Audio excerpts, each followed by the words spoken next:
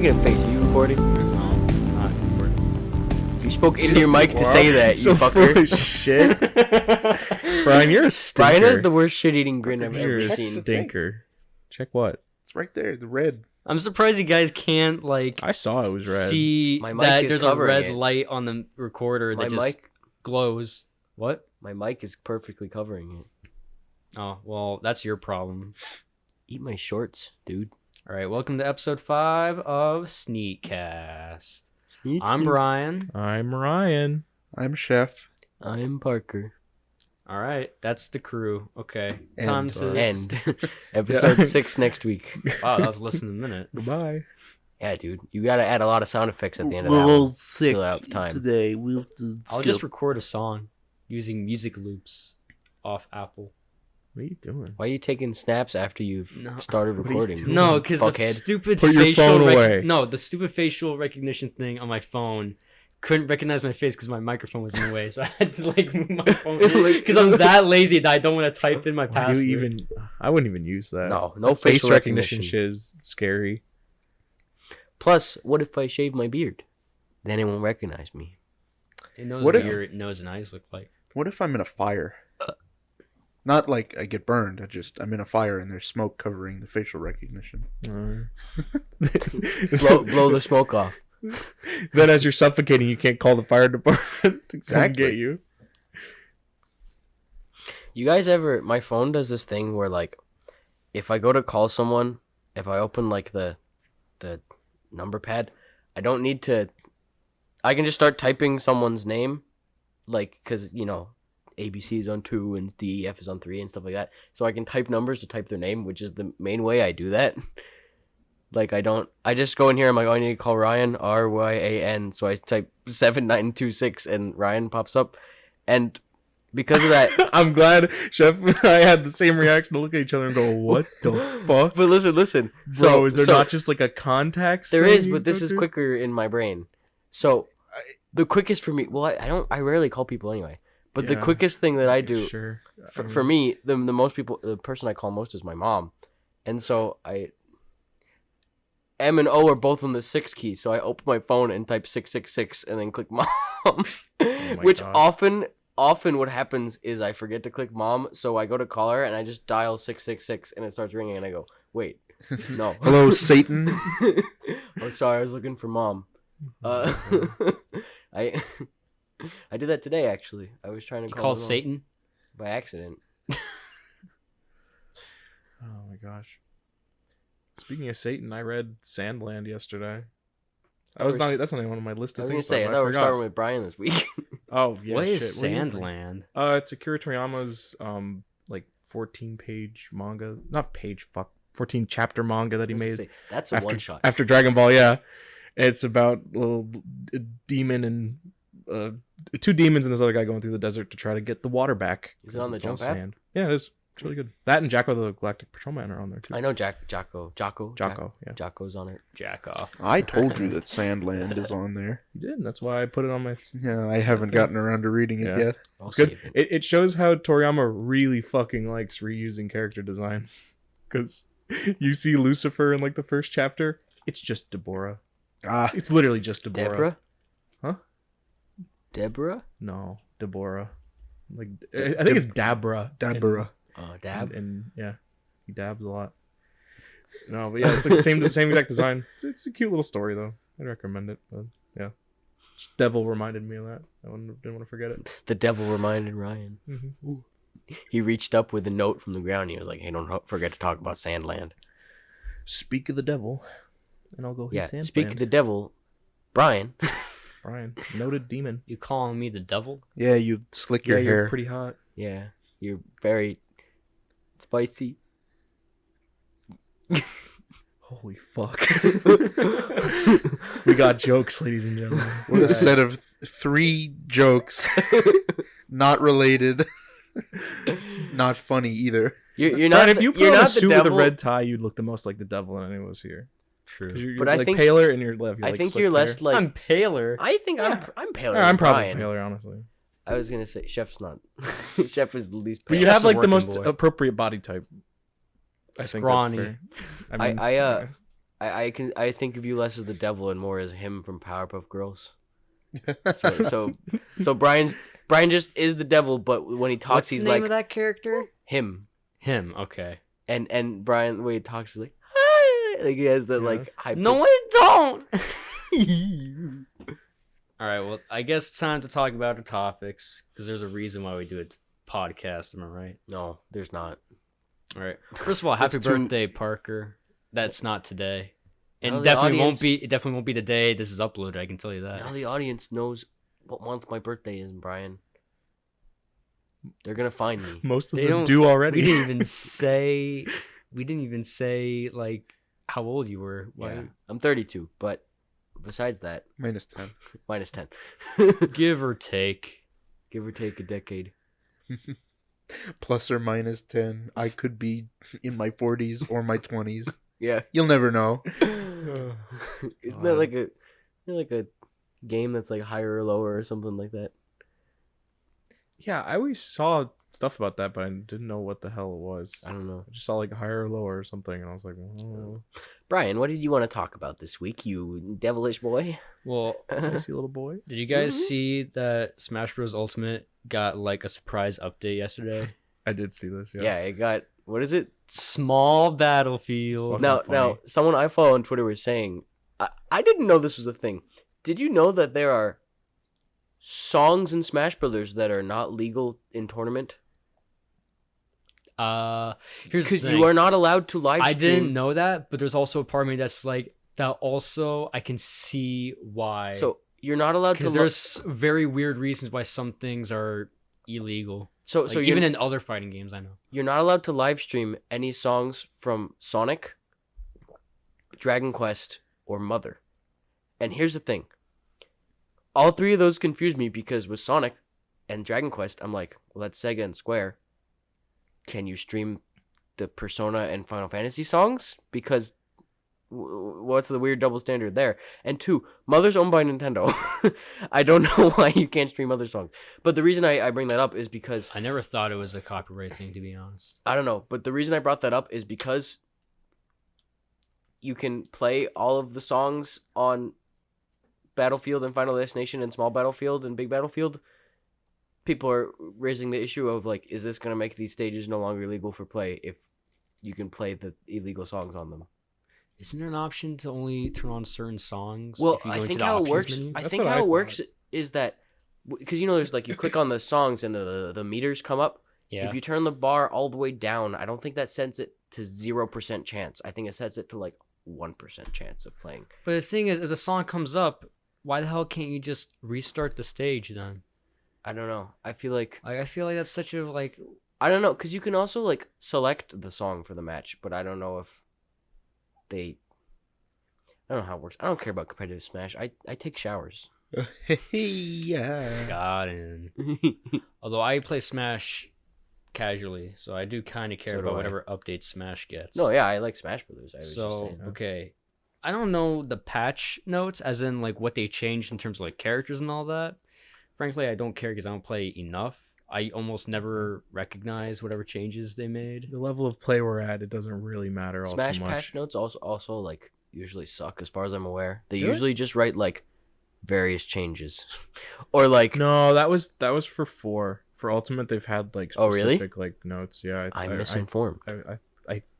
I think I don't care about competitive Smash that much, but I remember seeing the patch notes one day and it was like, you know, whoever like Little Mac this, Rosalina Lima this, you know, stuff like that. Little Mac is different. Little Mac, something changed. Along with He's Small Battlefield, little. they announced Big Mac. God, Yummy. I wish The Hamburglar. I'd play a food mascot Smash clone.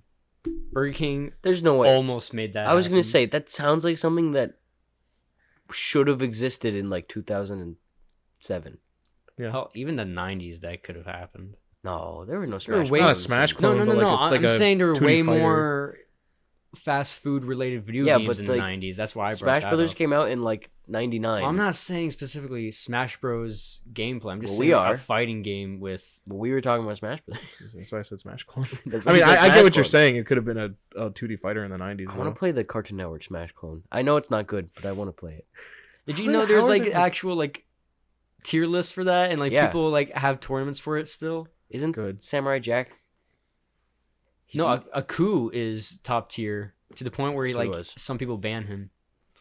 Also, Captain Planet. even though all the Powerpuff Girls have like different stats, no, I'm sorry, they all have very similar move sets. Like you can use the same exact strategies for every single Powerpuff Girl, but they're still individual characters.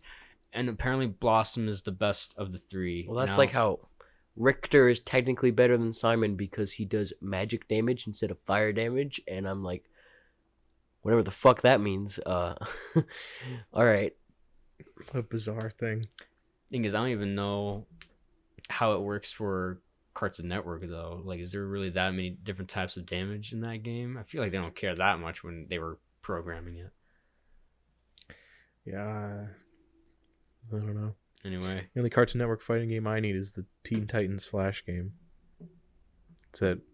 I never Did played anyone that else one. play this? I think I know what you're talking about, but it was so long ago, dude. I played the Foster's Home for Imaginary Friends Cheese Quest platformer. Oh my god. I played that one a Quest. lot. I Fuck played yeah. That's not the one that you can also play in 3D, is it? Yeah. Oh yeah. I played the My Gym Partner's a Monkey platformer a lot. I played the Ben 10 Ultimate Alien game where you can make levels, Oh, I think I know what you're talking about. and yeah. I played the There's another good Ben 10 one too. I might have played another. I played TKO where it was big robots painted like Cartoon Network characters, and I played the what was the one? Kids Next Door had one where you launched hamsters into space. Oh, Kids Next Door had all the best ones. I remember it had that. it had that space one. It had the like space shooter, like top down space shooter game. Not space. It wasn't in space, but it was like that style game. It was really fucking cool because it had like the ship you started with. I think you could start with a ship from each of the 5 like main kids, and then you could like add on the other kids' ships as upgrades to that one, and it would make like cool combinations and stuff, and they all shot differently. It was fucking cool. I remember that. That was a really good name. Game. Yeah. Really good name. No, I love that one. And there was a 2D Kids Next Door game that was pretty cool. You keep mentioning. You mentioned Foster's Home for Imaginary Friends. Did you ever play that MMO? MMO. I was about to bring that up. The I MMO played that's it, like, not really an MMO. Just like you can invite friends to play with you sometimes. and it was like you could explore the whole house and meet all the characters. yeah. I played that like once or twice, and I thought it was cool, but I also didn't really understand how to play it. Oh yeah. I dude. loved it, but also after a certain point, it's like it forces you to like make friends and have them come to the house and play with you in order to complete certain quests. Because some of them got like ridiculously hard to do or it was just you were blocked from doing certain things if you didn't have access to like. I don't know. There's a whole big thing with like you needed other people to play with your game to help you with the story. I wish I would have gotten into Fusion Fall. I played it like once or twice. Do you guys, you know Fusion I Fall? tried Yeah, downloading it and I I remember just that being a couldn't thing. download onto my computer. I played it a little bit. It was like big MMO. You know, it had like time travel mechanics. Like you travel between the future and the past, Oh. or maybe you were just in the future. In the future's future. I think you're in the future, and after some kind of like huge war happened, and all I remember when I was little is finding out that apparently somewhere in the game there's a statue of Double D because he died in the war. And I was like, what the Oh, fuck? And I remember no. the first fight was against like Shadow Eddie. That's fucking sick. That would be a fucking huge hit. I remember I saw Today. There's been a fan remake a fan remake coming out for like years that I don't know if anything happened with it. I remember I saw the commercial for the game for the first time, seeing Dexter's redesign and thinking that is weird. I don't like normal size looking Dexter, but with Dexter's normal voice actor. Yeah. Wait, what? I don't know about this. All the Well, you characters know in the all game the were char- normal proportions. Yeah, all the characters in the game share the same art style, and they're made to look as if they're real people. Why Yeah. would they? I remember do that? Mac from Foster's. Like, No. Mac's fine. It's the Ed boys that I don't like. Let me see, looking let me at. see. It's like Anime Boy Dexter. search Ed, Ed and Eddie Fusion Yeah, Fall. those Chef. are the ones that He will looks like a actually Persona creep you out. character. Viewers, Google Fusion Fall Dexter and then Google Fusion Fall Ed and Eddie to see what we're talking about. Let me I see. need Let to me see see Ed this. and Eddie. I need to see Chef, this, let me see please. it now. Chef is actively This trying to is- hide his phone right now. This is cursed knowledge. I wanna see- Please. Well, here's Ed. Yeah, Eddie. Oh. That's Eddie. Eddie. He looks too cool for school. He The doesn't look first fat boss enough. fight. The first boss fight is against his like green shadow clone. I remember. Or I his feel first like one he's I not found. fat He's- enough. I don't The know. devs He's of not this fat, played he's Persona, and then were In the like, cartoon, he yes. looks. He's short, Short. but he's still like Christ. I don't know, stocky. I don't know. Let me see. Let me He see. looks. Christ. Oh, search Double D. He's dead. What do you mean? He's right here. Oh no. The sock on his head looks too. It's just like Anime Boy Ed and Eddie's. Did I you don't like it. guys ever see the anime Powerpuff Girls? Anime? Oh yeah, the anime part. Oh, I forgot No, that I didn't. existed. The only reason why I knew it existed was because I remember back when I was in 5th grade, my parents took my family and also like my cousins and uncles. We all went to Cancun, Mexico once, and in our hotel room we got like Mexican Cartoon Network that was still like in English, but the lineup of shows was completely different, and they showed like cartoons that both I've seen but also have never seen before, and the anime Powerpuff Girls was part of that lineup, and that was the first time I ever saw it. So I saw full-on episodes of anime Powerpuff Girls. It was the weirdest It was thing. in Spanish though, right? So it No. was like, oh, I thought you were watching. No, I said it was all in English. El Powerpuff But Girls. it was all in English, but it was still like Mexicans Cartoon Network, so it had its own lineup of shows. Huh. Like there were some shows I bet like were like made in Canada, but they had it on the network. I don't know. They just had a different lineup.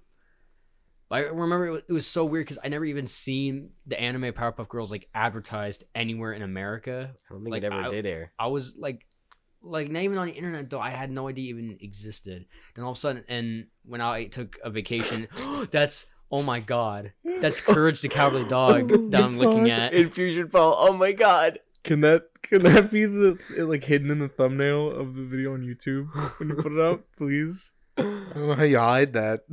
If it's Just playing make it on really YouTube, small. just make Courage pop up at that moment. Jump Like, scare before- our audience.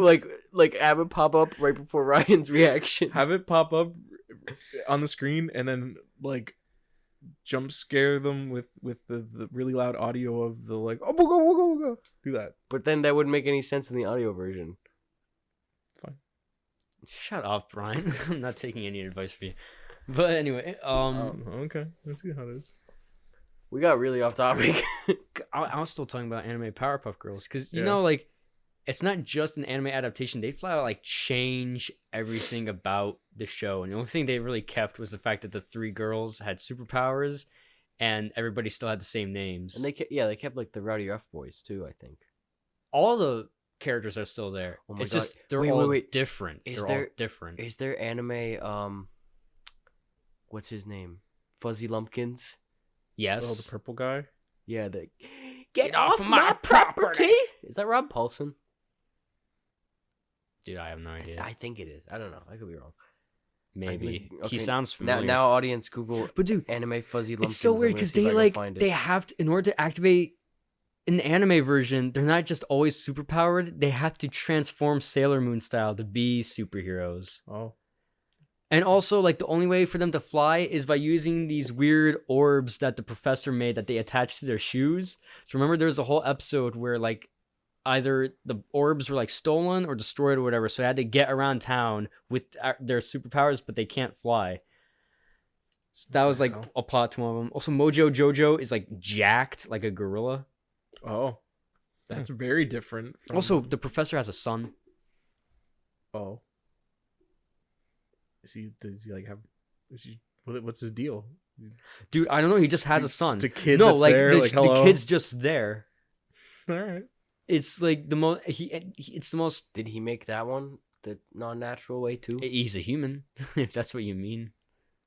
The Powerpuff Girls Do they not count as humans? They're genetic freaks. Well, the Powerpuff Girls weren't made like normal humans. monsters. They're genetic experiments. We can't call the Powerpuff Girls human, can we? I don't see They're why human. not. They have all the parts They of a don't. human. Hold on. They don't even have fingers. That doesn't matter. Call them That- like No, they art constantly style. address it though. Do like Are you the- saying a person without fingers isn't a human? Yeah. Oof. But anyway, call them. They don't have do noses what, either. Crow doesn't have a nose. He's digging still a yourself human. in a bigger hole. Do what the No, but in the show they Shut the fuck constantly up. they constantly You're talk about losing. it. They're like constantly You- like, oh, Brian, you're not like it's everyone like- else. You don't have ears. Yeah, Are- they are also the lift up mutants in- buildings and punch people through Are the mutants in walls. X-Men not humans? That's kind of Yeah, what I that's was- all about. do the like no, DC they're thing. freaking humans, but they're mutated. But the Powerpuff Girls, like, they're not born. Just do the DC thing and call them metahumans. They weren't even born as babies. They don't grow up. They were made and they were in like You don't their know if outfits. they don't and grow all I'm that. sure up. I The show could just find didn't go you that far. 100 like Marvel opening- or DC No, characters. wasn't there a whole that aren't episode where born. they like made the professor do some weird experiment that let them age? I don't know, dude. I don't remember. Yeah, there was a whole episode where they were like teenagers. And they went to the mall and they like didn't fight crime because they were too invested in boys or whatever. I'm not crazy. I know They're what I'm still talking They're about. still humans. Whatever. They're genetic humans. They're genetic Genetic freaks freaks. of nature, but they're I'm just still saying it's a humans. blurred line. Okay? I guess. Sure. Brian is defining who he does and doesn't define as real people right now. Oh, Yeah, to anyone listening who was born in a Anyone in a- here in a made out pot- of sugar, spice, and anything nice? Yeah. Brian does not consider you a person. He considers you a lesser being. Oh my god. What kind of spices do you think they use to make the Powerpuff Paprika. Girls? I was just gonna say paprika. Why were we on this? Blossom is paprika. Buttercup is like. Butter. Hold on. You You know- put- no, I was gonna say. Did you like, say butter? He said it first. I was gonna Said say it at like the same time. nutmeg, and Wait, hold on. The Buttercup? professor clearly puts all the spices in one big jar and stirs it, and it explodes, and that's how he they're didn't made. stir it so- well. He only gets like Are- 2 or 3 dude. stirs in. Yeah. Dude, they're Well, he still knocks in all in there chemical X. mixed up. Yeah. I mean, I'm just saying that clearly someone got a 1/3 little more of the pan had more nutmeg in it, Yeah. and it turned into fucking buttercup. Yeah. 1/3 had more cinnamon and turned into bubbles. 1/3 had more paprika and turned into blossom. What the fuck are you putting paprika, cinnamon, and what was the other one? Nutmeg. Nutmeg together for? little girls. Yeah. I thought that was already established what we Yeah. were We're making. talking about how they made the Powerpuff Girls, what kind of spices they use. But like, He's not gonna eat them. well, I mean, he was. Well, he was cooking them gonna up. before the Of chemical course he was X gonna got eat them. Like, you don't cook and then not eat. I was watching. Sorry, I watched the first episode of Space Goes Coast to Coast earlier today, and the guest in that episode at one point asks him, "Space goes, what do you eat?" And he just says chemicals, and then follows with the list of every like Mexican or Tex-Mex food you can think of. Like he's just like chemicals, burritos, chimichangas, chalupas, and just starts like going. And then she just responds with, "Yeah, I eat chemicals too." All right, Brian. What else did you want to? Or no, that was. I don't even remember what your Can topic completely was. move on to Smash. another topic. I was talking about this Well, Smash Bros update, but it's like just from Smash. there's Bros. not to much we need to fucking really Fusion add. Fault We to- added small battlefield to the game, which I don't know, could be fun. And they also made it so every single soundtrack in the game can be played on other battlefield stages or Final Destination. Why can't every track be played on every stage? That seems like the dumbest thing in the universe. To No, me. I like how they do it because I like that it's like I go to the Fire Emblem stage and hear the Fire Emblem music. Like I like. Yeah, but if every track was available, you could also just pick the Fire Emblem tracks on the Fire Emblem stage. Yeah, but I don't know, because then you're gonna play against that guy who's gonna be like, I am only going to play Meta Knight's Revenge on every stage. Yeah. Also, like, every stage would be illegal for tournament play. Also, yeah. Well, then they should just turn off the ability. Like, I don't see how hard it could possibly fucking be to just turn off the ability to even have music at all on the stage. Oh, that much would less suck. just turning. I'm just saying, have the option there. What's Like- that? What's the song that's like kind of like it's like a little noise, but it's not music. Oh, Gamer? Is it Gamer? Yeah, the WarioWare Yeah. stage Gamer. That's a glitch from Wii U. And then they... I thought it was like there's like Oh, I don't know the name of the game, but the fucking the Oh, stage Electroplankton. Electroplankton. Yeah. Oh, but you know what I'm talking about? And there is a No. there is a glitch in Smash Wii U where Gamer, every so often, the WarioWare stage titled Gamer, where like the mom is coming into the room or whatever, there would be a glitch where if you would select it, there would be a decent % chance that no music at all would play, and people thought it was funny, so they put it in Smash Ultimate on purpose. Where you can just select the stage and sometimes no music will play because that stage is like a horror stage where you're trying to like hide from the mom who's coming in, so it's kind of funny. But on the topic in Nintendo, I wanted to talk about how today they out of nowhere, not in the Nintendo Direct, they did that weird small Nintendo Direct a few days ago that had almost nothing in it, but we're getting some more DLC for Cadence of Hyrule. And a WWE game. And SMT5. Oh yeah, and and that the was the remake big of news. Nocturne. Yeah, that I was was the gonna big say, news. I was like, that just wasn't very relevant to me, but it's yeah. definitely the biggest news. So out of nowhere today, they were like, Pikmin 3 is coming to Switch, and like soon. It's in like when I didn't see when. I October. Just saw, what the fuck? And so 30th, I think. and they did something with the new Paper Mario game where like 2 months beforehand, they just put out a trailer and went, yeah, it's coming out in 2 months. And I don't know why they're not doing any. So like, I'm fine if they're like, you know, we're in the middle of a pandemic, for them to just be like, oh, we can't really have a Nintendo Direct because we don't have any big announcements. But then to have the small Nintendo Direct without much in it, and then have these other announcements that could have been in it. Yeah. It's really weird. I don't know, because like on one hand, it's like if because they clearly wanted to be like, okay, hey, this is only gonna be third party stuff. It's not gonna be a huge thing. Like, don't get all hyped up for something from us. And they couldn't say that if they had Pikmin in it. But so like, I'm like, maybe Bakugan. But Cadence of Hyrule is Yeah. a Zelda title, published by Nintendo. Yeah, but it's made by little indie boys. I think it's So one guy. oh, there you go. Could be wrong. Tiniest you Don't can quote get. me on that. So I was thinking, do you think we're gonna get anything big from Nintendo released this year or even announced this They year? have to have like one thing at least. Well, because we're getting right? closer. We're like, Pikmin is gonna be their game of October. Are they gonna have anything in November, December? And here's the thing: I'm not gonna blame them if they don't. I'm not gonna be like, "What the fuck? This year was so dry." I'm like, given the circumstances. Guess what else happened this year? Yeah, given the Yeah. circumstances, I understand. I'm just wondering if you guys think they'll have anything to show, anything at all. It feels a little weird for me for a whole year to go by without them talking about Breath of the Wild 2. I don't remember when that was last shown. I think 2 years ago. No, it was wasn't 2 last years shown ago. when it was announced. They didn't show When anything was after that? that. It was at it was at E3 like 2 years ago, I want to say. Hold I know on. we watched it in your living room, Ryan. Yeah, so I don't know. I'm gonna do a fact check on this. But you guys, Yeah. I mean, No, I when they announced Breath of the Wild 2, it doesn't matter because, like, how long before the first Breath of the Wild came out, they, like, just announced a new Zelda game was coming?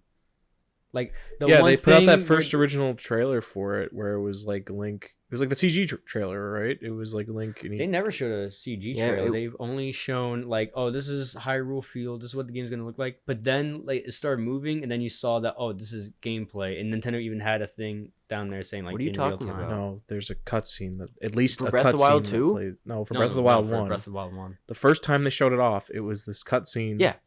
Of Link, and he like pulls the arrow at the Guardian. yeah. That was in game. Okay, whatever. My point was, it's just like a trailer or a cutscene they showed off. It wasn't just like gameplay, but yeah, I remember that. And then it was like years before the game came But out. that was the issue of like the Wii U dying and them Yeah. not really wanting to put that out on it. I'm sure. Yeah, They did. Yeah, but not like they did do that. I don't think they wanted to put it out only on the Wii U. They wanted to sell their new system. Yawn. Sleepy boys. I had a lot of Chinese food. But yeah. So do you guys think that some people? There were people thinking that Breath of the Wild 2 was going to come out this year, and I'm like, no. What, are they fucking stupid? Well, What, you I'm eat not saying they were bricks? thinking that right now. I just in general were like, oh, maybe it will come out this year. Anyone who even thought that for a second is fucking stupid. Well, when it got announced in 2019, you didn't think that 2 years would be like, wait, 1 year would be like For a Zelda, game on the same engine and using a lot of the same assets. I would have assumed 2 'Cause- years anyway, because Yeah. it's I- Nintendo. It was 2 years from Ocarina to Majora. Majora came out in 2000, so like, I think 2021 it's probably gonna come out unless the Just the pandemic fact that they really hadn't affected shown it. anything off and how long was like, okay, yeah, there's no way. I think we're going to get info about it in the Winter Direct if we get a Winter Direct. Yeah. I think we could get a sizable Winter Direct that would talk about that. Oh God, I would love to hear some stuff about Bayonetta 3 and Metroid Prime 4, but and I feel like there's another one, No More Heroes, I guess. Those Metroid Prime 4 is just. We've been hearing about No More Heroes pretty regularly, in my opinion.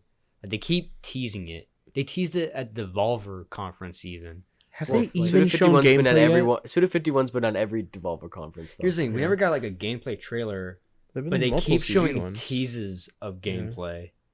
Like at the Devolver Direct, you just saw literally like what the screen would look like in gameplay, and it was Travis in front of his motel. So, but there was nothing going on screen. It's just like literally like him standing idly. And in other trailers, you would see like very quick glimpses of gameplay, but so quick that you can't even like judge like what's new, what's old, like what's whatever. Yeah. I hope those what was it, Taiwanese ratings board leaks Oh, yeah, or whatever. The leaks that No More Heroes 1 is coming to Switch. Yeah, I'd be very down for that because I always wanted to try them. But I also wish No More Heroes 2 would be part of it. Yeah, I would also. want them to pack it together. that should be like those games are small enough. I feel like that they should really be packaged They're like together. less than 10 hours, aren't they? What the fuck? I didn't know that. I assumed it was They're- like a semi RPG kind of thing. I've never seen much. semi Of RPG. these. I have not. I don't know fuck all about. Dude, it. they're like They're like character character action action games. I didn't- Stylish action games. I didn't know that. I don't know shit. What the What? fuck? I just Dude, it's there's funny. semi RPGs. I wouldn't have played them. Not gonna lie. I don't know. I just. But like, no. No More Heroes is like, I know the second game is shorter than the first game, but even then, I think they're both around 10 hours. Saying they're both less than 10 hours is a little because I didn't mean there's I didn't mean sides- playing not them even- back to back is 10 hours. I meant each of them was a little less No, I than know 10. what you meant, but I mean like, no, like you could the first game on your first time playing, you could be in 11 or 12 hours, I think. Okay. Yeah, I wasn't even talking about like game length. I was just talking like, I don't know. They're Is old. the series A? It's old. B, is the series that big to begin with? You know what I mean? No, the second one was a reverse a Japanese exclusive in that it only launched in North America. Because No More Heroes was more popular. Japan eventually got it, but They North didn't Amer- get the Wii version. North America got the second one. Yeah, I didn't think Well, they got it. first of all, you say Wii version. There's only a Wii version Well, I thought there was a PS3 version of one of them. of the Of first one, game. of the first one. Yeah, the second game, literally, they just like constantly Fuck. like just leave to the wayside for some reason. I don't get why. They like never re-released Oh, the yeah. second game. It released in North America like in January 2010, and then and October. in Australia and Europe all the way in May, and it didn't release in Japan until October because No More Heroes was more popular in America. Because obviously all the Americans were like an M-rated game on the Wii, and then they would see the trailers Yeah. and be like, "Oh, but this actually looks cool." Also weird Yeah. that those games were published by Ubisoft. I didn't know that. They don't have any stake in that now. Like they're not making the No. third one. obviously they didn't make Travis Strikes Back. I wonder if they would in a remake though. Do they have anything to do with the PS3 version of one? What's I the have no idea. You're gonna have to look that up. what's the PS3 version of one called? Heroes Paradise, Heroes Paradise. So which is like semi good. It like it has HD graphics now, but a lot of the stuff that made the original My Heroes good kind of was the fact that it was on the Wii, I because thought the this controls were required- made. The controls were made for the Wii, and there's also certain just Wii things that were exclusive to the game that they had to either change or take out when they made the HD I thought the version. PS3 version required PlayStation Move. No, you can play with a controller. I see that now because apparently in Japan it released on 360 also. I didn't know that. What the fuck? But it's But, weird because I don't think North America got on 360. No, it didn't. It So- only Japan. and even though Japan What doesn't a like stupid Xbox, way to right? release your game. What the they don't hell? like Xbox and apparently don't like No More Heroes that much either. So very weird. What the fuck? Why would they do that? Oh yeah, That is Ubisoft just had nothing to do bizarre. with the remake of 1 or the HD port. That's bizarre. I also heard the HD port has like, again, it looks better, but also there's like some bugs in it. I think like it's a bit buggier than the original release. So is No More Heroes coming out this year? 3? 3. Or do we not know? I don't remember. I think checking a lot. the thing is, I wouldn't be surprised if they changed it because of our current climate. I feel like a lot of the delays have already been announced though of a lot of things. It says 2020. That's all it says. So yeah, I could see. It's it like a getting delayed. holiday 2020 though. I think that 2020 probably means February 2021. Dude, the trailer for No More Heroes 3 when it was announced, how it looked like an old VHS anime, OVA or whatever, and it was like the little boy with the alien saying, Yeah. "I love you.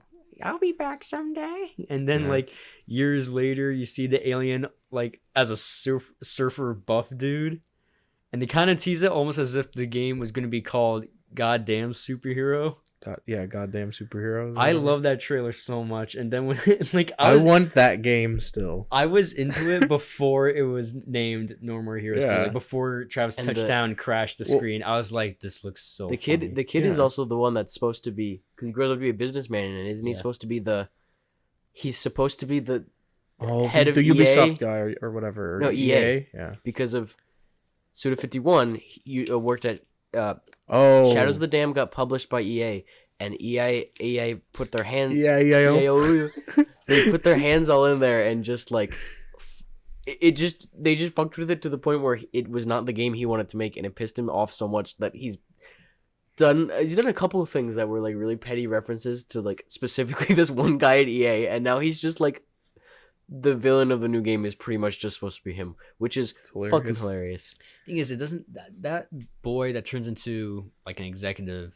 They're not like making him out to be a villain, because you can totally, if you see the extended trailer, you can totally see that he does not like what the little alien grew up to be, and does not want him to like destroy Earth. Maybe it wasn't him. I know there's some. I know there was a comic that was very specifically like. I don't remember That's what what they I call saw. it. They like almost said Electronic Arts. It was like Electronic Barts or something like that. I know Suda 51 definitely references a lot of his career at Grasshopper and his past games in Travis Strikes Back, No More Heroes. Yeah. There's because it's all about Travis Touchdown going into different levels that are different video games, and the style of game changes every game you're in. And there's like these like basically novels of text in between levels that you read with Travis, his cat that is just a normal cat in the No More Heroes games, but in Travis Strikes Back is like an anime talking companion, and they don't explain why that changed all of a sudden. and then there's just a bunch of like characters there and with story or whatever. I don't know. Maybe you guys will play it one day. If the first one gets ported to Switch, I'll definitely play it. I played a little bit of the Wii version years and years ago, but if it comes to Switch, I will 100% play it because I want to. It's just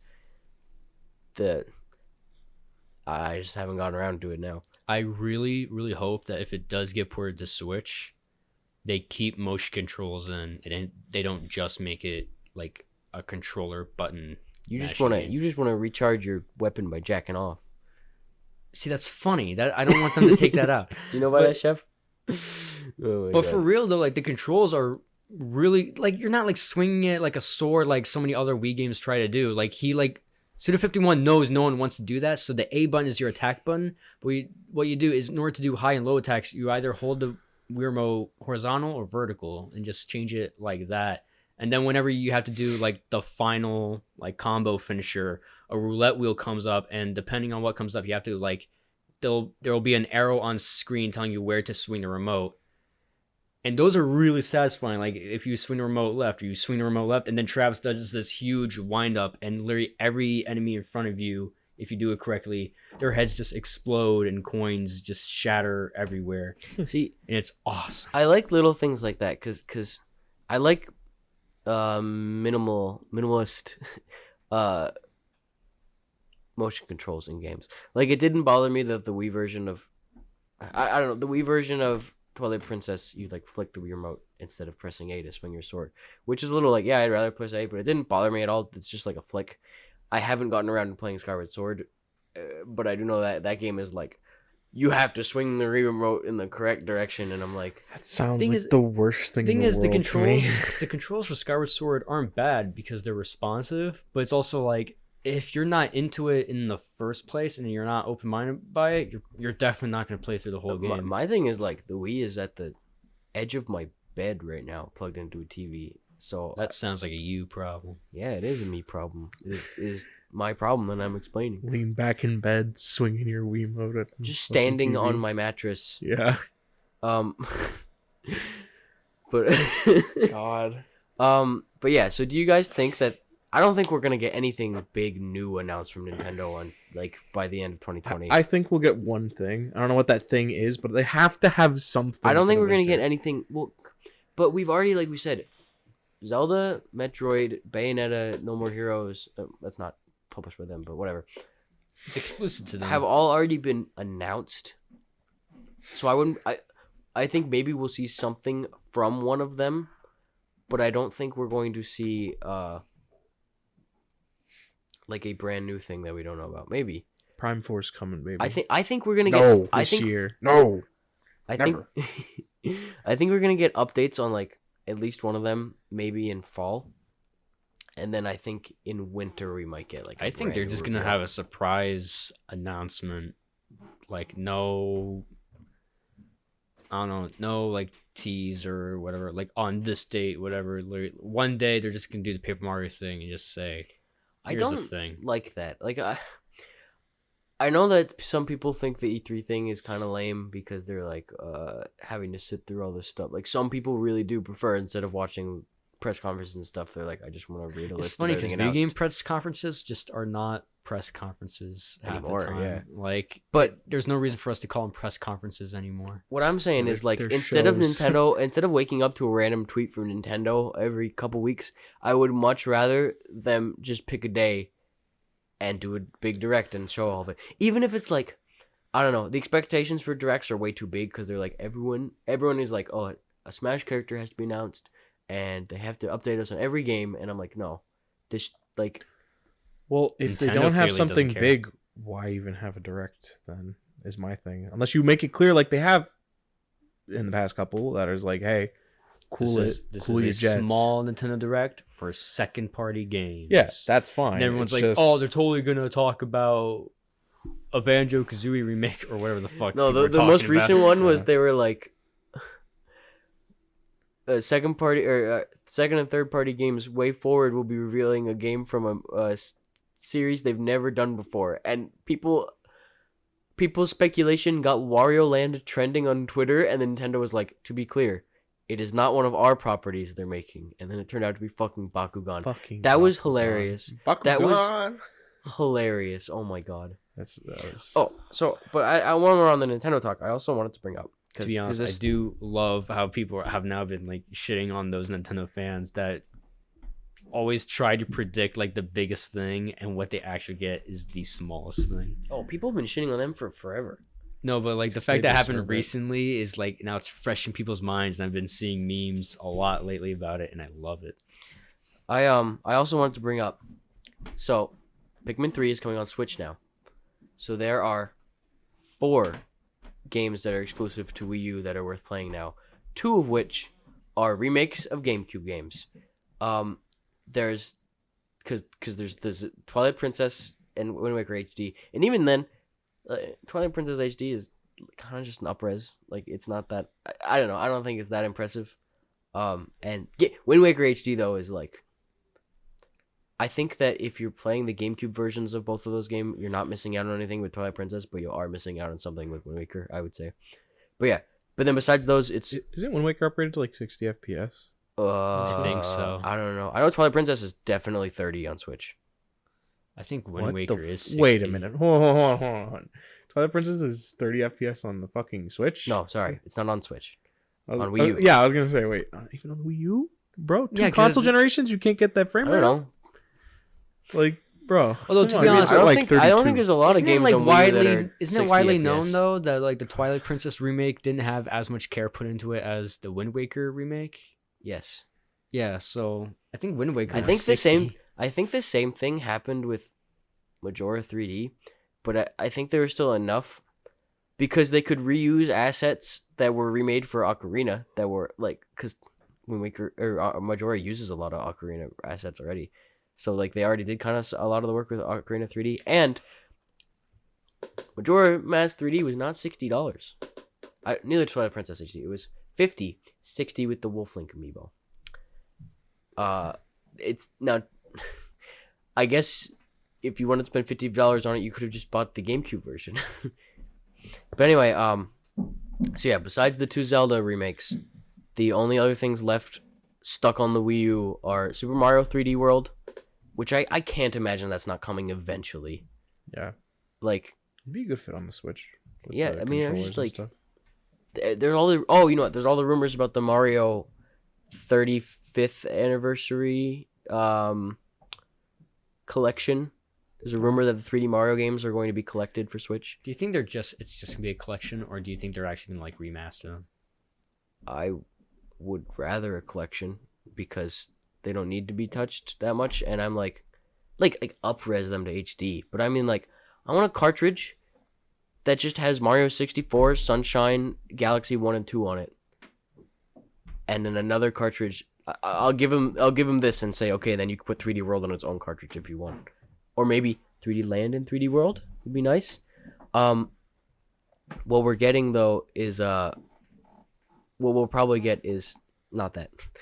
But yeah, so 3D World is stuck on the on the Wii U, and so is Xenoblade Chronicles X is stuck on the Wii U, and that's it. Those 4 games, which I hope that they all get off of there, and well, I mean, I wish they would put more things in general playable on Switch, some more of their old stuff, but specifically those 4 I think need it the most right now.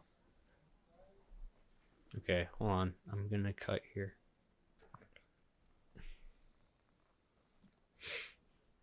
Does someone else have a topic? I think Chef next. I'm next. Woo! Skip me. No, I'm kidding. Like I said last week, I've been watching Yu Yu Hakusho much further now than I was then. How far? 55 episodes in Jesus. 55 episodes more or just 55 overall? Yeah. overall. I mean, weren't you less than 10 last time? Yeah, Damn. I don't have a lot to do right now, Yeah, that's fair. but I made it to an episode titled, well, Parker, you ever gonna watch this? Yeah. Or read it. Close your ears. And so, well, I mean, he's got to hear the first 3 words to talk about it. Anyway, I'll say an episode titled "The Death of Character." And it made me go, yeah. I love when media has a title that's just "The Death of Character." The death of Gwen Stacy. The death of Superman. Yeah, I feel like anime have a real fucking problem with that. Where it's not even just like the death of X. It's like I think it's one of the episodes where when they're on Namek in DBZ, where it's just titled like Krillin fucking explodes. yeah. Well, actually, this one is another death one because it's like Goku dies or something like exclamation point. Goku dies. Yeah, it's like that and shit like that. Brian, don't you have a Spider-Man collected trade paperback that's called like Death of the Stacys, and it's the story where Gwen Stacy dies, and it's the story where her dad dies. Yeah. Like, I don't know. There's got to be. I feel like, because that's just like two stories collected together, people who are buying that probably have already read them and know that. Or at least like know the story. Like you're Yeah. buying it for the purpose of I want to know what But happened here. But I'm going through Yu Yu Hakusho for the first time, and I'm like, yes, this character dies in this episode. Very nice. Or like, if a character dies in a comic book where it's just serialized, like, oh, this issue is up. The title of this issue is the death of this character. Yeah, yeah. That's not cool. You know what's infinitely better than that? What? Whenever they do something where like a character says something right before they die, and that is the name of the episode, or something like something very specific to the moment of their death. That's what the episode's named after. Yeah. Or even if it's not named after even if it's not the episode name, it's like I don't know, things that you don't like realize are hinting at a specific death. Like, Fucking it's cool. Toguro punches grandma. What? God. What are you talking about? Is that That, Spoilers you'll get you it. don't understand. You'll get it for one day. what? Nothing. For- Don't worry about it. Yu Yu Hakusho. Ah, yeah. What other Yeah. descriptors are there? Who else dies? Lava in chest. Oh, God.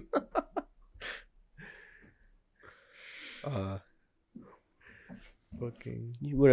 But how else? What else is going on with Yu Yu Hakusho? How are you liking it? It's good. I really. It's shonen. It's like Good shonen? it is the archetype.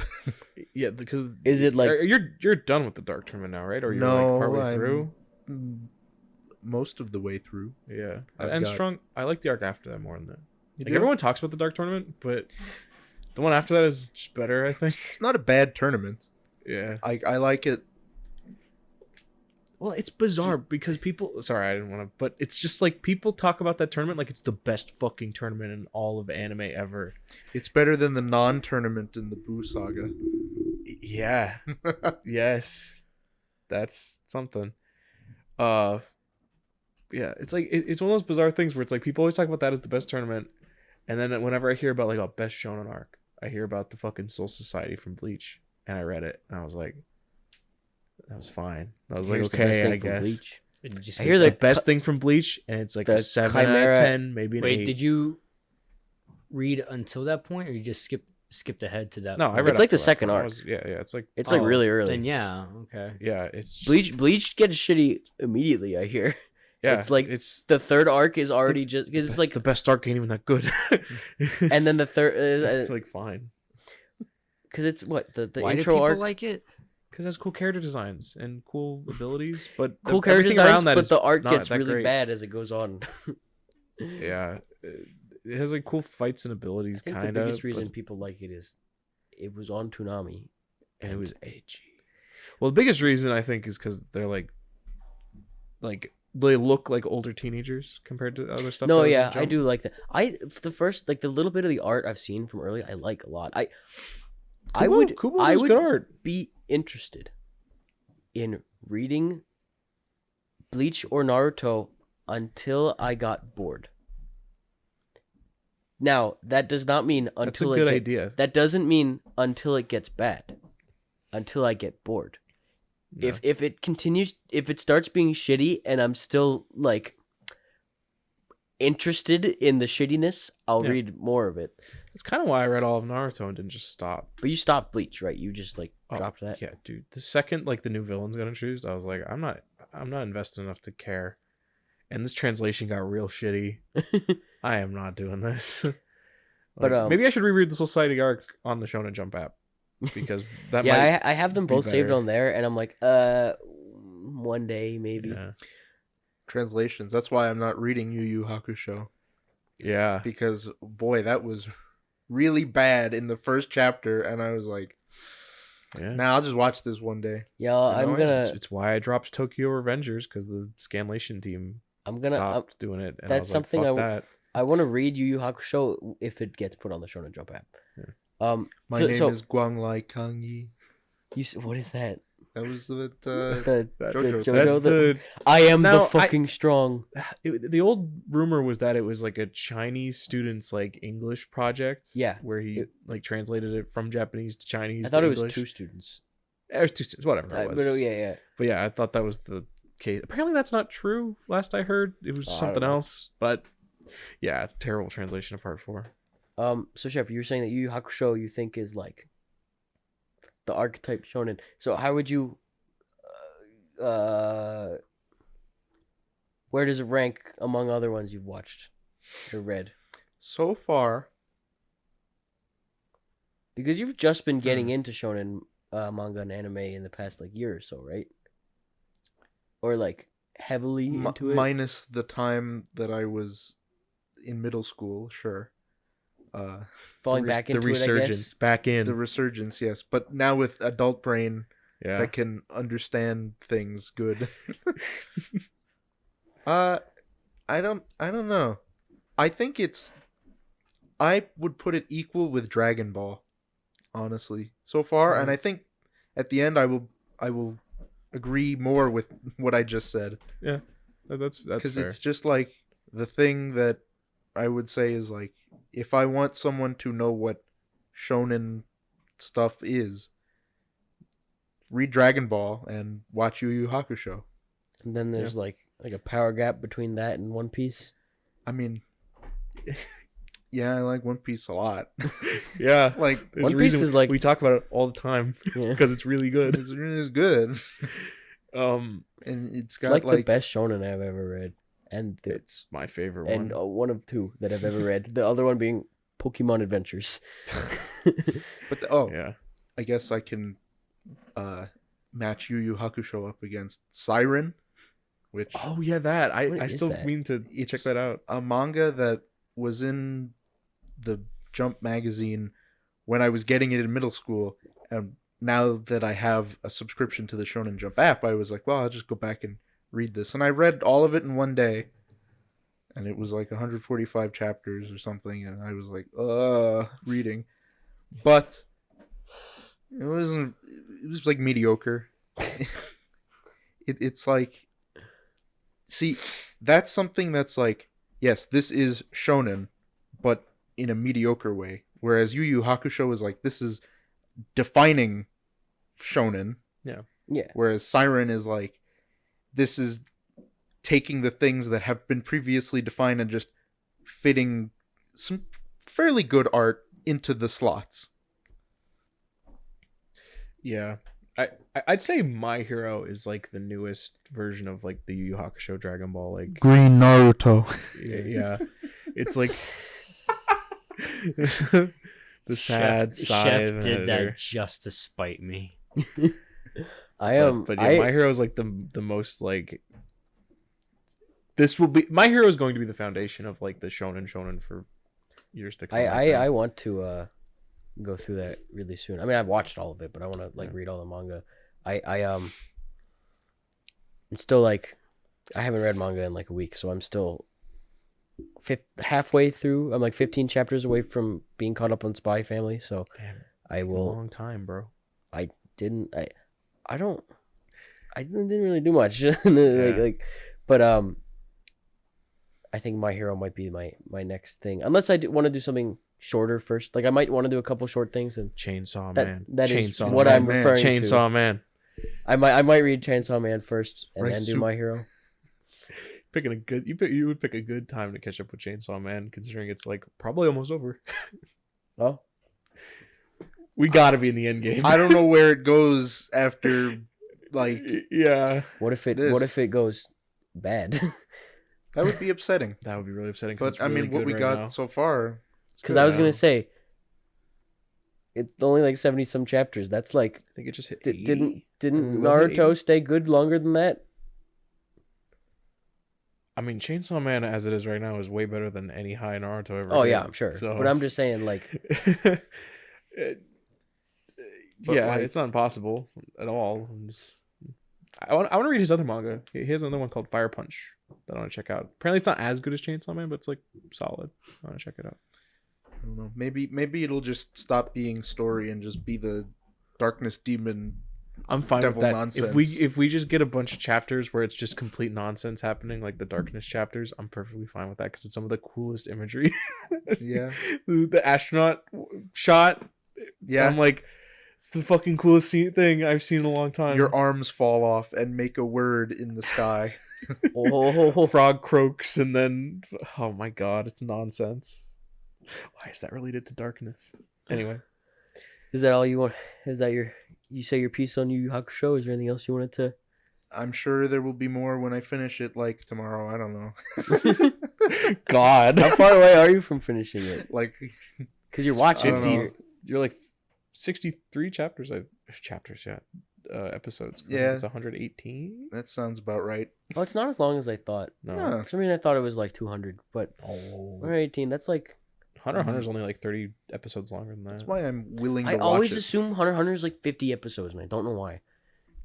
Yeah, I don't know why either. It's because I just didn't like- give a shit about it for how long, and then I heard people say it was good. Because for the Yeah. longest time, Hunter x Hunter was just like an anime I saw recommended to me on Netflix, and I always went, "What the fuck is this?" And I didn't care. There's this little green boy. Yeah, green boy with his like With his, really short shorts and really long legs. yeah. Yu Yu Hakusho is like easy watching because it's 20-something minute episodes that have like 20-ish episodes per season, whereas I watch Star Trek, which is like 45 minutes for 22 episodes for 7 seasons. Yeah. Oh my god. Ryan, what did you want to talk about? What's your What the fuck did I want to talk about? topic? Pick the one. I don't know if we'll get Oh. to everything, so pick the one you're most interested in talking about for now. The one thing I thought of last night because I was thinking about Dragon Ball because I was looking at stuff. Just normal night. Yeah, I saw like somebody talking about the last manga chapter on Twitter, and I was thinking about it. And I'm like, The last as thinking in about most how recent shit- super most chapter. recent one. How shit Moro is. Yeah, that because I'm like, fuck, that series is in such a weird position because it's like the creator's kind of not involved. Like he throws like notes at them, and then they just have to fit the pieces together and do stuff, and it's like so bizarre. Like I don't know. It's like Dragon Ball is a series that's in like it hasn't like outlived its creator, but he's like hardly involved, but kinda is, and it's in this weird like limbo. Yeah. And it's like, I didn't think he was involved at all. well, I'm gonna be he's- honest. He's been in this weird place since they rebooted it with Battle of Gods in 2013, where he wrote all of Battle of Gods, and it's awesome, it's amazing. Then he wrote Resurrection F, and it fucking blows. And then from the Universe 6 tournament onwards for Super, he just wrote down vague plot guidelines for them and then threw them to the anime team and the manga team, and then they just Didn't separately did their own things as long as they kept the main plot points the same. I'm not gonna lie. If somebody had told me, if somebody was like Toriyama's dead, I'd be like, oh yeah, I knew that. I like until you said that had to think about it. Was like, did I know he was alive still? Yeah, well, he's a total recluse. He doesn't like go do anything. Like there's barely any pictures of him online because he's very like, no, don't take pictures of me ever. But I was just thinking, I'm like, I was like, Dragon Ball's in such a weird place where it's like, is it even better that he's back on it? Like, like every like other time he writes something for it, it's great because he wrote the entire Dragon Ball Broly movie, and Broly's great. But then he also has Res F, and it's like that sucks. And it's just bizarre, and he's helped out with the manga and stuff, and I'm like, I don't know. I wanted to transition this into like series that have outlived their creators, kind of, and just kept going after they were gone. Because that's what Dragon Ball did originally with GT, where he just wasn't involved. And it's bad. Are you looking for good examples of that? Just whatever series you guys are into that because good- I know we have examples of, obviously, but it'd be interesting to talk about.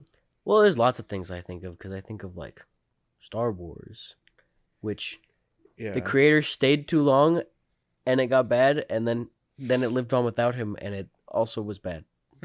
So I don't. Well, yeah, I'd call like that's kind of what I was thinking of last time. I was thinking Dragon Ball because I'm like half of the like newer Dragon Ball stuff that has Toriyama's involvement is basically like George Lucas in the prequels almost. It's where it's like, you know, it's just there and it's the original guy that made it good, but now it's bad. I'm trying to think of other examples. The of that, Muppets of, like... kept going after Jim Henson. Oh yeah, yeah, that's exactly, a big yeah. one because I have a lot to say about that because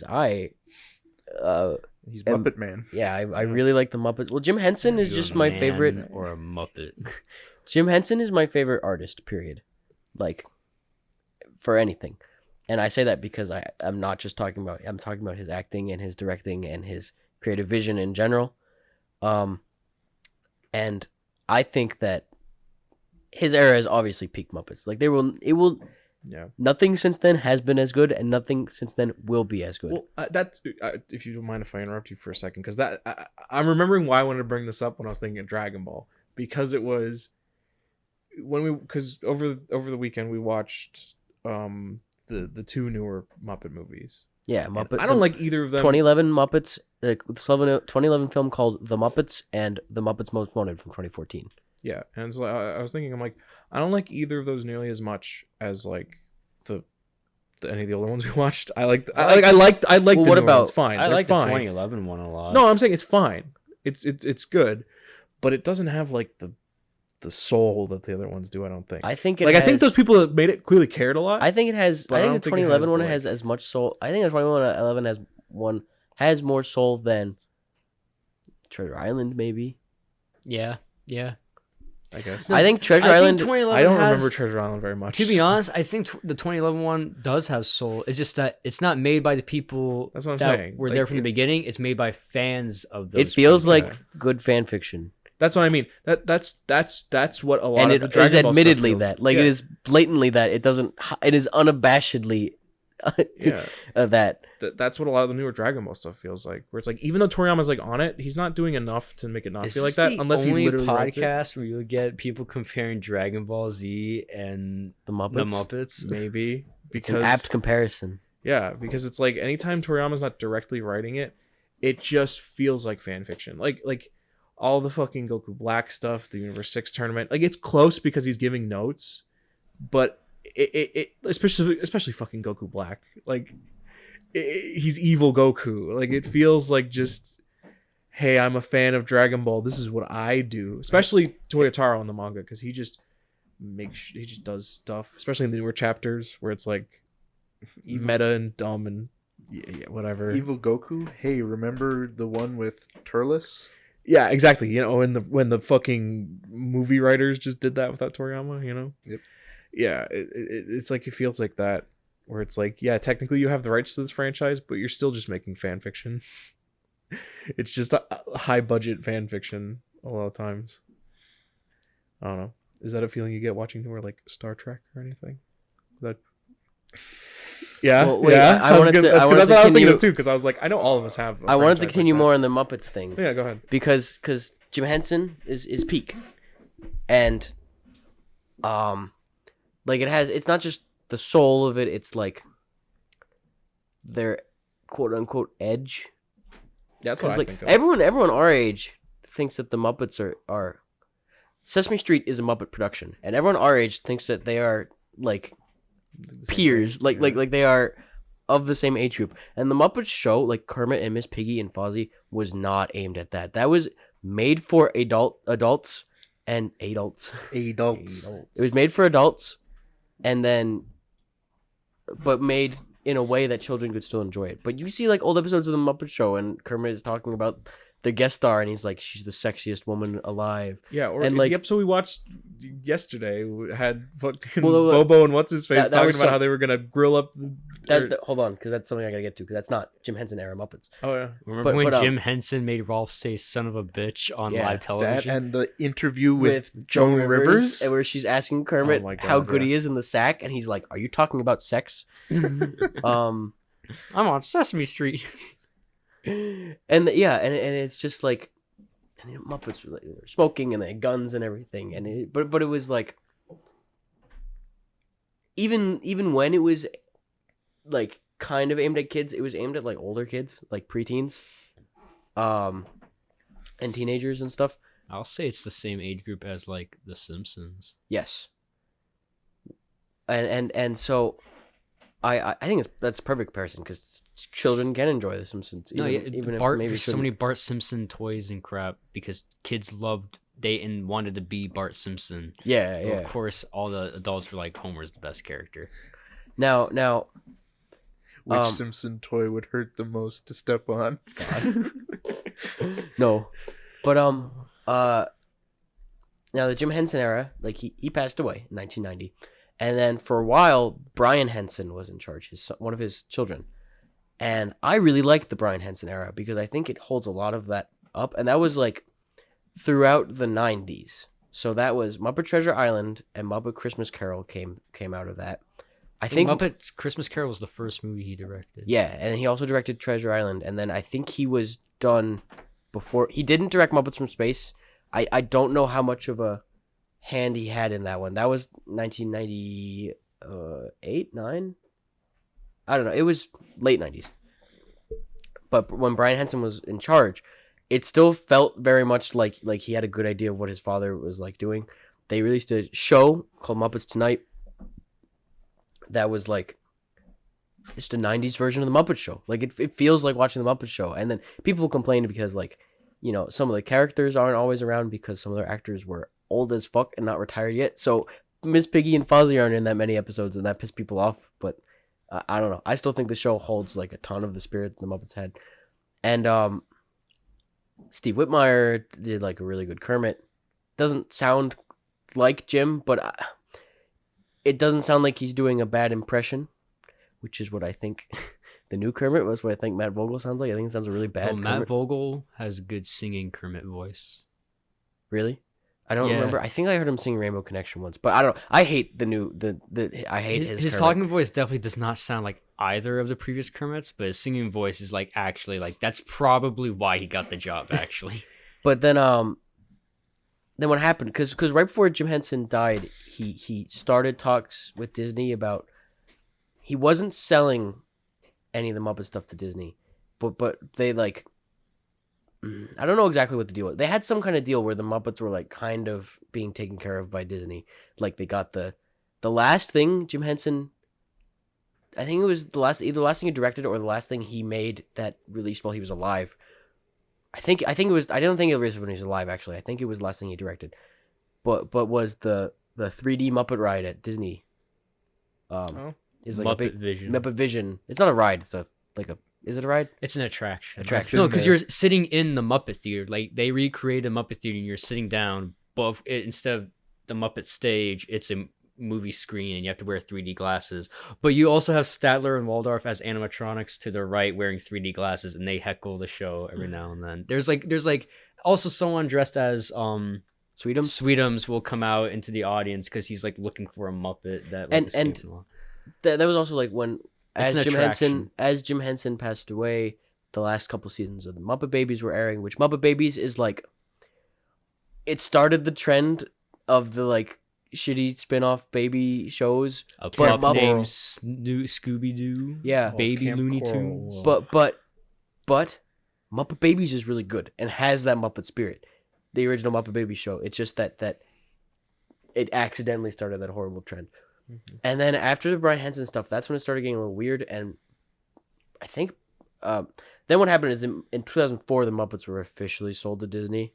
And then the Disneyfication started. And now it feels like the soul is gone. That 2011 Muppet show is just like, we don't know what to do with them. And apparently they don't want to do a variety show anymore. So let's just put them in like The Office or Parks and Rec and see what happens. And I'm like, that is so creatively like... bankrupt that I it hurts. And this new Muppets Now, I'll take a peek at it, but I'm what is the premise of that? The premise is that it's once again a sketch comedy, but it's completely unscripted. Which I didn't know that. That's the whole gimmick, is that they have no script, which sounds interesting, but because it's not the original Muppet Performers, it's like, but are they good at improv comedy? It's not even the guy who replaced Kermit. It's the guy who replaced the guy who replaced Kermit. And you know what? That Kermit sketch that I keep bringing up, where Kermit goes, "I'm not a photographer. I'm a photobomer." that definitely feels improvised because it's Walter going to Kermit and being like, he's a great photographer, and the Kermit puppeteer just does the like Kermit hand thing where he's like, huh? Like scrunched up face, like why that? And then they run with it, and he becomes a photobomer.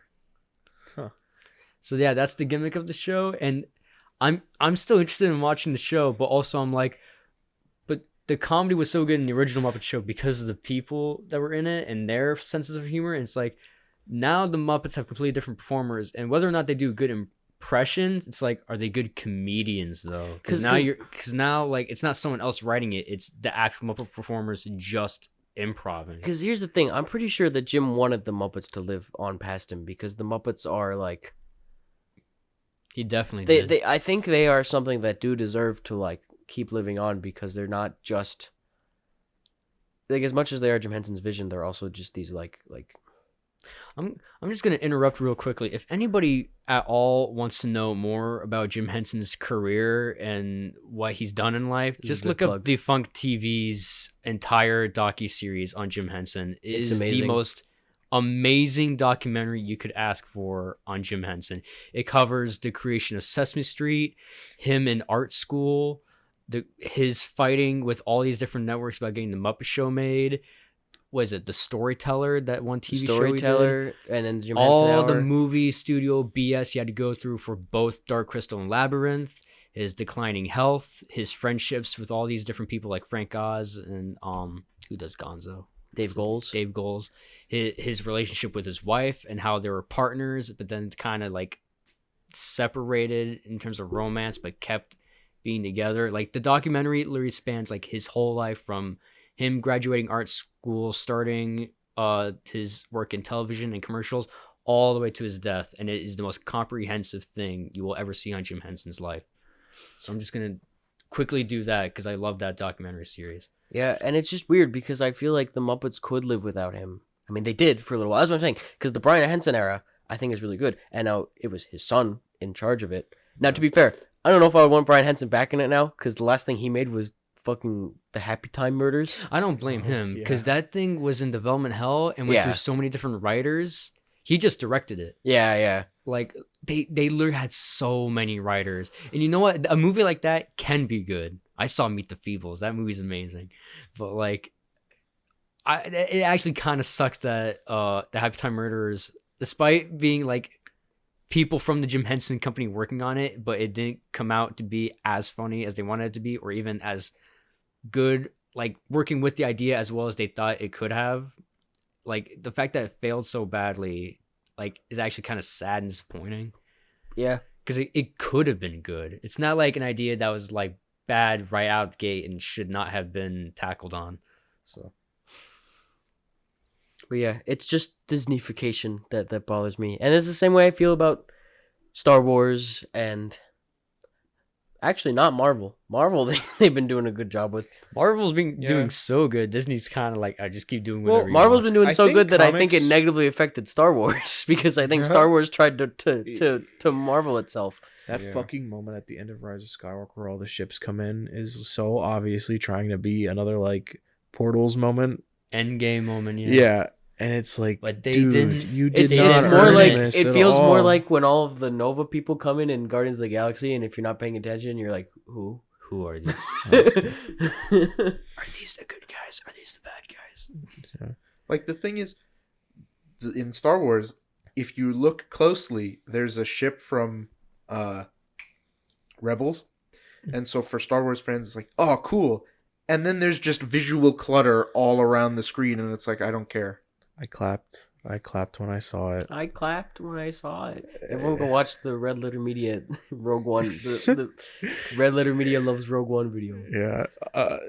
I was gonna say quick because you mentioned how Marvel's actually fine with moving on past the creators. I think comics are like uniquely suited to that due to the nature of just a billion writers taking over things. Yeah, that's like that's like actually the one nice advantage of that is that you can just pass off characters to people. That's actually something I did want to point out also, because we never really talk about this. We talk about Jim Henson's influence on the Muppets and everything else.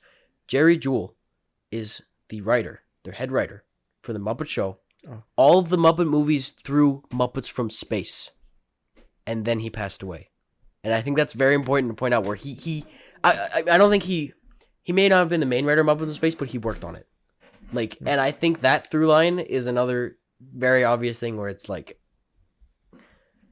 maybe after his passing, that was another big issue with the Muppets. Yeah. So, Did you want to talk about Star Trek? do I want to talk about Star Trek? When did Gene Roddenberry die? He died? I don't remember what year, but I know it's What decade? in the 90s because it's, I think, I want to say that it's right before season 4 of The Next Generation Oh, wow. released that he died. Next Generation is the second Star Trek show, right? Yes. Oh, wow. There's been a lot of Star Trek without Well, him. The thing is, the original series was Gene Roddenberry, and it was good. It spawned the entire Star Trek franchise, and then they began the movies to kind of catch up with like the big sci-fi movies of the time. Star Wars. Production on it started before Star Wars, Yeah. but there was another thing. I think when did Close Encounters come out? Oh, 70s. I'll look it up. Was it? I want to say 75, but that could be completely wrong. That's a good guess. 77. 77. Huh. It was the same year as Star Wars. Yeah. When? I always forget when the Star Trek movie came out. The motion First picture. one, the motion picture. There's so much Star Trek shit on IMDb. There is a lot. Of 79 it came out. 79. Yeah. So it was pushed Maybe- through because of the success of Close Encounters and Star Wars. But it started production before Started they production came out. before them because there was going to be Phase 2, which was another series. Oh. Yeah. But then The Next Generation happened, and he was involved up until season 3 then. And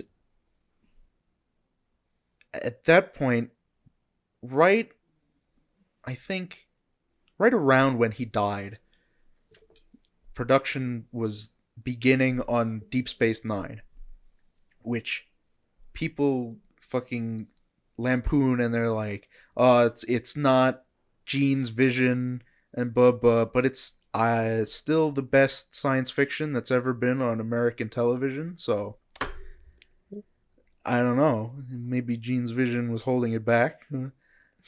And then there was Voyager, which a lot of people don't really like. And that's the point where I think the quality starts to kind of go downhill after Gene died. And then you've got Enterprise, which, like Voyager and Enterprise, they learned their lesson after Deep Space Nine to not stray too far. So they both have that Star Trek feel. But then you get to Star Trek Discovery and Star Trek Picard, which really just don't got it. They don't got it. Because Discovery is trying to do... Well, I don't even know what Discovery's doing with this, like... The warp drive of the ship runs on mushrooms or something. What? Yeah, there's like the fungus network that they can hop into. I think it's like the mycelial network. That's what they call it. We gotta hop into the shroom network. It's something mushroom. We need the ship to go faster. Time to hit the shroom zoom. Shoo me up, Scotty. You know what? Honestly, though, they basically do Nightcrawler teleporting, where they pop into the shroom separate dimension? the shroom dimension. And then just spores. Go They just somewhere go else. into the Super Mario Brothers movie and then come out the other side. They what? The shroom dimension.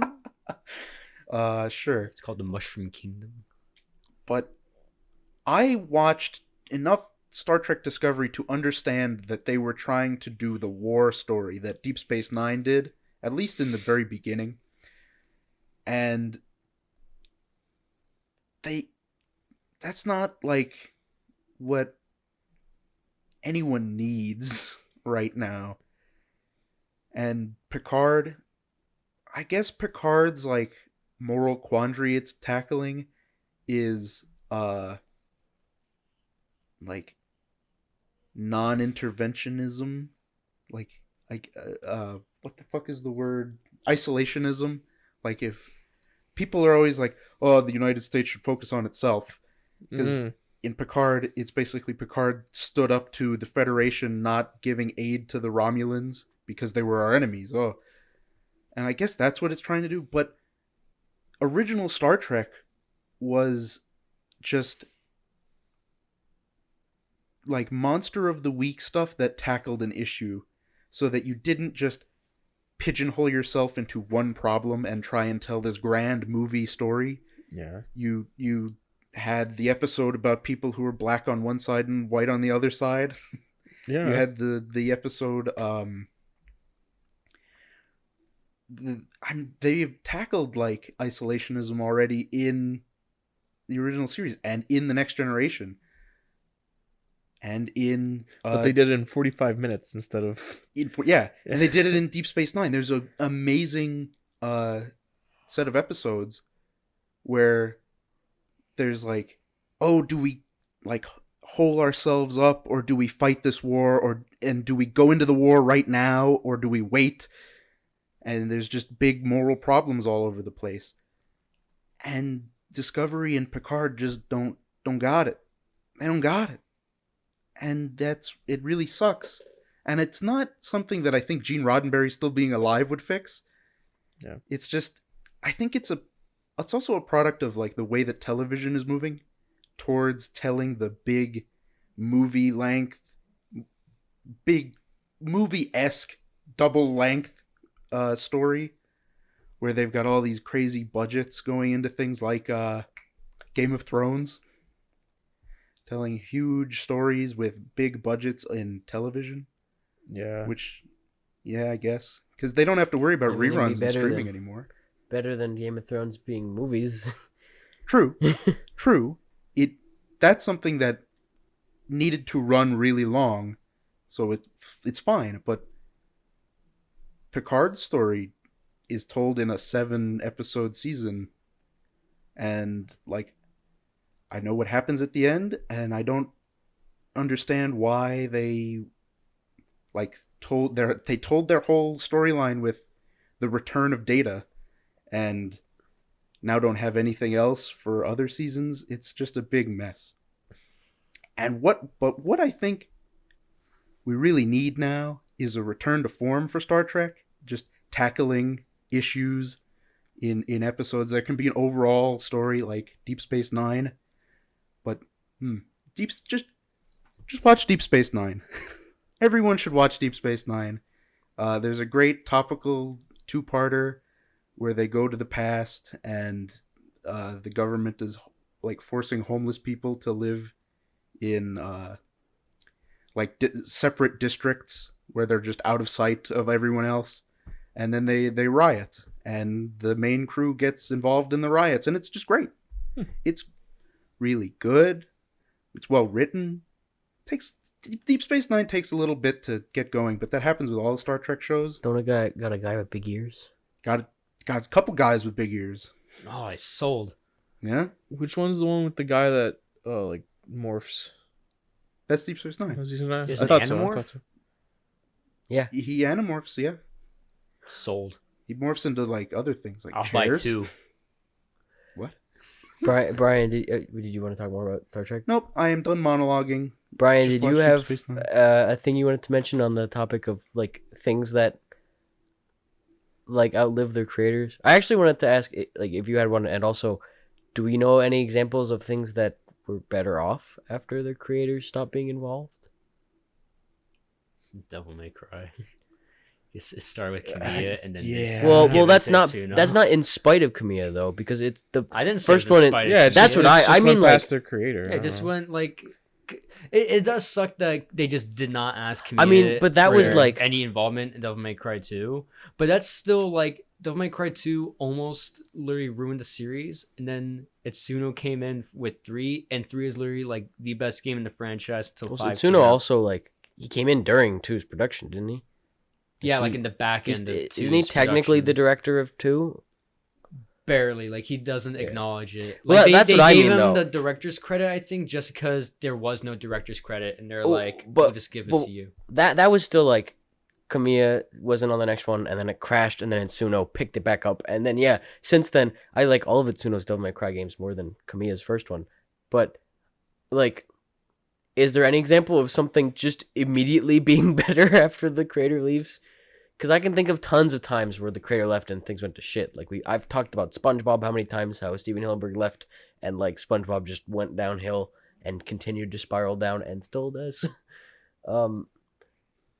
Is there any example of anything like that where the creator left and like I feel like comic book stuff. I think if Miyamoto were to pass away, there's a chance the next Paper Mario game might be better than the last couple. That's Japanese man. I say that hearing True. that Origami King's like pretty all right, but still not what I would want. Yeah. Like I may have just asked about something that we can't think of any examples of, but I did want to see if anyone could pop one off. You made it. You asked it in a very general way, which is why I said Devil May Cry, and then you like went more specific. And I do like Devil May Cry I'd like Devil May Cry as an example though. That was a good get. If we're just talking about like what are some franchises that remain successful after the original creators Not stopped? successful, good. Like got better. I mean, either way, improved. Grew stronger. either over way, time. I guess Devil May Cry still counts. Yeah. I feel like I can name even more examples than that. A lot of comic book examples, to be honest, just because that's the nature of comic books. That's what we were saying before. They're like comic book.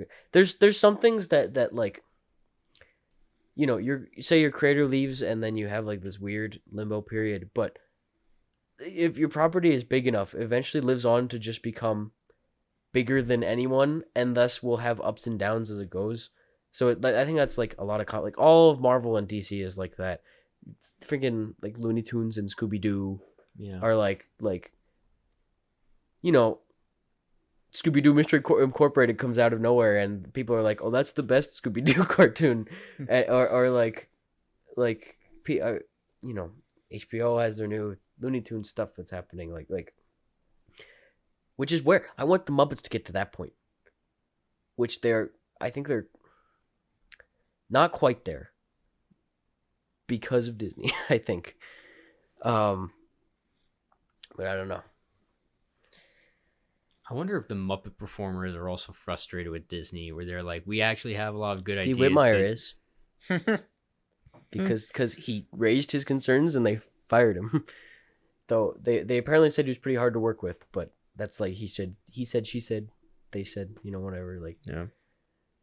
I don't know if we want to keep talking about this, but because we brought up Disney, there is one news story from the past day that I wanted to bring up if anyone had heard about it, just because I don't know how much we'd have to talk about it, but did you hear about the controversy with Mulan? Where yes. Mulan? Wait, the old controversy? No. This Mulan. is a new Okay, so like controversy. theaters are not really a thing right now, right? And so a lot of films that were ready dropped on streaming services. Yeah.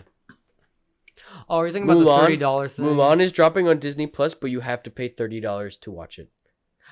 I can't believe it's exclusive to Disney Plus that you already have to pay for, and then you have to pay for the movie to watch on Disney Plus. It'd be fine if it was on Amazon Prime. And it's like $30, and it's like, why isn't it just on?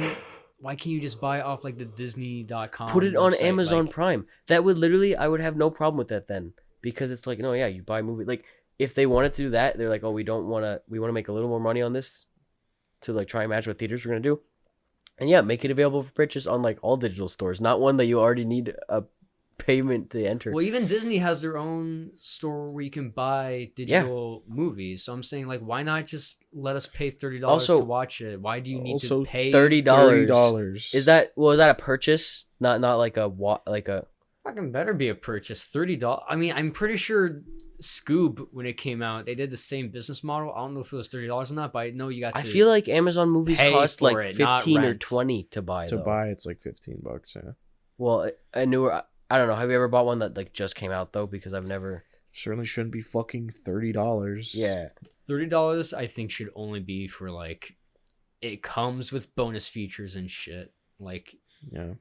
I bought the Someone will- Blu-ray that has director's commentary, deleted scenes, and special features of how they made the movie. Like that shit. Someone will drop a rental theater seat off at your front door for $30. Oh my god, fucking Disney. Yeah, that's ridiculous. That whole $30. It's like it makes sense if you're thinking like, oh, families are gonna watch this, so it's like a family can basically, you have 4 people in a family. It's like Especially if it's like, a one-time purchase, because then So everybody in the family watches it, and then you can watch it as many times as you want. yeah, it is essentially that you pay for $30 and you have access to the movie indefinitely as long as they keep Disney Plus active. yes, Which It's is still stupid. imagine dummy as if fuck. imagine Xbox or PlayStation was like, you can't buy this game unless you have Xbox Live or PlayStation Plus, and then if you lose your subscription, it acts as if it was a Games with Gold or PS Plus game, and went away despite you purchasing it. This almost If seems this like they is should get in successful, it's legal gonna trouble be- for this, because you are. Yeah, Well, this is the thing. You don't own any digital media that you purchase. Any of the songs or games or movies that you buy digitally, you don't own, and they can be taken away from you. yeah. I like to buy physical games and Blu-ray discs because I'm a fucking sweaty loser that wants to be able to We're also at watch a dangerous area. the Muppet movie whenever I where- want. We're in a dangerous area for video games, because even if you buy a physical copy of a game, there's still like day one updates and shit. So if we're in Buy the it and future, immediately if we were install ever it. in an apocalypse where Sony is just completely bankrupt and their servers are all just down, you can't like download any of the updates that make the game playable. Every time I see, there's multiple times in The Last of Us 2 where characters are holding PlayStation Vitas playing Hotline Miami, and every time I see it, I'm like, that game must have been purchased and downloaded before the apocalypse happened. Yeah. And I'm just like, those PS Vitas probably have like 4 other games on them. Yeah. That Vitas would be like a currency. Yo, I have a Vita with this game on it. Oh shit! Fucking I'll give you my PS4s with PT my on her child. now. literally. I was reading Sandman yesterday. The kickoff of the plot is that all the demons are hanging out, and then like a human comes in with a car and is like, "Hey, I need the help of demons because you guys are way stronger than me to help find this secret water stash that I think is out in the south." And they're like, "We don't fucking care. Like, you're human. We want to help you." And he's like, "I have the last surviving PlayStation 6 with Dragon Quest 13 on it." And they're like, "Fuck, let's go." That reminds me. There's a board game called The Merchant of Venus, where you're like space traders, and it's basically like you just make in space. You just make your own like stuff at your planet, because it's just a lot more cost effective to do that than hauling things across space. Yeah. But people will pay shit tons of money for something. So like Earth makes music videos and they ship those across space. That's funny. Oh man. So for something a little more consumer friendly, that's very cool. Halo Infinite's multiplayer is going to be free to play online. That's That's a nice sick. surprise. Completely. Now, what do we get if you don't pay? Did they explain at all? No, they just said the multiplayer is free to play. That's it. Okay. That's all they mentioned. I imagine it will be similar to Call of Duty Warzone, where you can just download Warzone for free and fill up your entire hard drive. Yeah. And then Well, that doesn't come with the Modern Warfare multiplayer, though. So yeah, I forgot that game was called Modern Warfare. I yeah, just always call it Warzone. Warzone is a game. That's why I was mode like, "What in the fuck Modern you talking?" Warfare. Yeah. No, you don't get the campaign or the like regular multiplayer. You just get the battle royale stuff. I imagine just the regular multiplayer will be like the equivalent of the battle royale. part. Warzone's a weird example because at least they'll make money in case people don't want to buy Modern Warfare, but they like the Battle Royale so much that they'll buy like the season pass or any of like the gun customization stuff. I guarantee there's gonna be a season So- pass in this, dude. Yeah, I know, but it's just like because it's not. I just want to know like what is going to be in the Halo multiplayer that will make it like what are the people that buy the game going to get? What are the people that just get the free multiplayer going to get? I just want The people that buy the base game are gonna get the campaign because now it's a big open world shindig, and then I imagine they'll get a bunch of free like credits or whatever the fuck for the multiplayer. Currency. Yeah, Ah. that's the only part because it's like it is a bit of a double-edged sword because you're not going to get the really nice customization like system from Reach and 3 that people like so much, where you had to really earn the different skins and stuff and armors, and it's just going to be like, you know, battle pass stuff.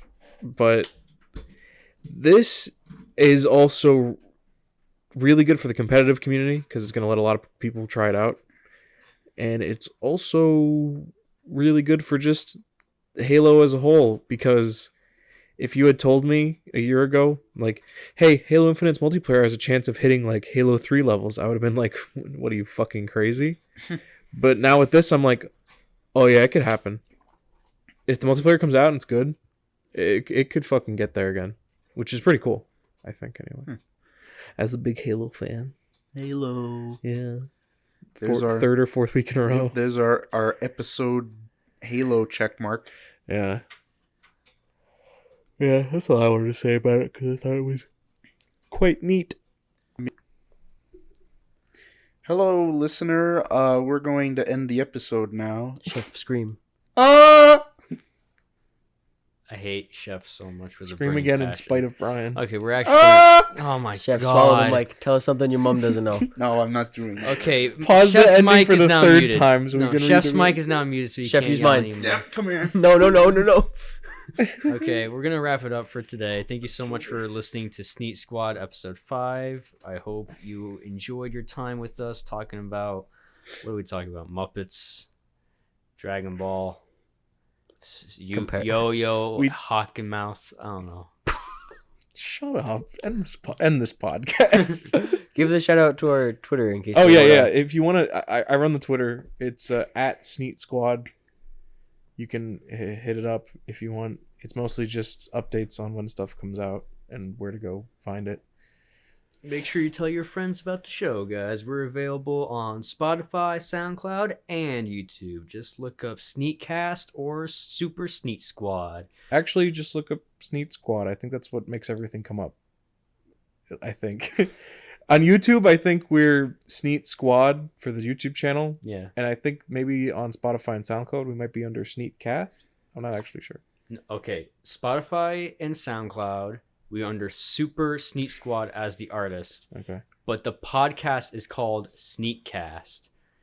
I get we don't need to really talk about this. Brian, stop. But all right, this is when the music All fades I'm me just out saying and is- blinds. Give us some. Talk to us on our Twitter. Give us a question to answer on the podcast. Ask us how big our shoes are and what our feet smell like. Can we redo the whole thing? Pause this and let's redo it. Why?